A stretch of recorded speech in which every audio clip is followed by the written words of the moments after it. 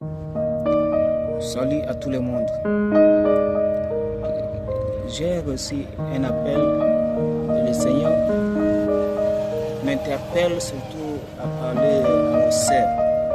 Si tu es là et que tu es sœur, j'aimerais que tu puisses m'écouter. Le Seigneur va te parler à travers cette vidéo. Chères sœurs, dans le Seigneur, vous les filles qui êtes dans le ministère, surtout le ministère de la louange, laissez-moi vous dire que ce ministère, c'est un ministère qui est vraiment combattu par le diable. Et le diable rentre à chaque fois pour pouvoir atteindre son objectif. Si tu as une sœur dans la couronne qui est là à présent, j'aimerais que tu puisses bien aimer. Dieu a mis en toi des choses très importantes. Dieu a mis en toi des choses qui peuvent, n'est-ce pas, évangéliser, des choses qui peuvent changer de vie, des choses qui peuvent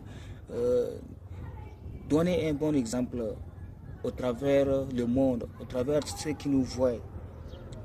Laissez-moi vous dire que lorsque tu es un enfant de Dieu et que tu marches dans la crainte de Dieu, tu marches dans la voie de Dieu, le monde va copier ton exemple et tu seras un bon exemple à suivre. Aujourd'hui, de nos jours, les sœurs sont vraiment les cibles numéro 1 du diable. Pourquoi? Parce que nous les sommes en train de les laisser aller. Si tu as une sœur qui est là, j'aimerais que tu puisses être sérieuse avec toi personnellement. Si tu veux entretenir une relation amoureuse avec un frère, il faudrait bien étudier la personne auquel tu veux entretenir la relation avec elle. Est-ce que cette personne craint Dieu? Est-ce que cette personne a toutes les qualités qui définissent une bonne foi? Une personne auquel tu peux te confier à elle, une personne auquel vous partagez la même vision. Si au cas où tu vois qu'en cette frère-là, il n'y a pas ce caractère, il faut te retirer, ma soeur, parce qu'il y a trop de manipulateurs de nos jours. Il y a trop de manipulateurs. Ils vont entrer dans votre vie, ils vont gâter ta vie et puis ils vont sortir, laisser un vide dans ta vie. Ils vont laisser des vides dans vos vies.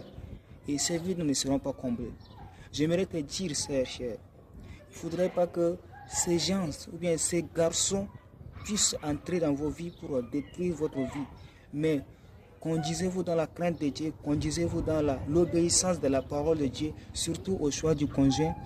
Confiez-vous à Dieu et le Seigneur vous trouvera un bon conjoint qui sera pour vous une bonne personne pour votre destinée. Soyez bénis dans le nom de Jésus. Amen.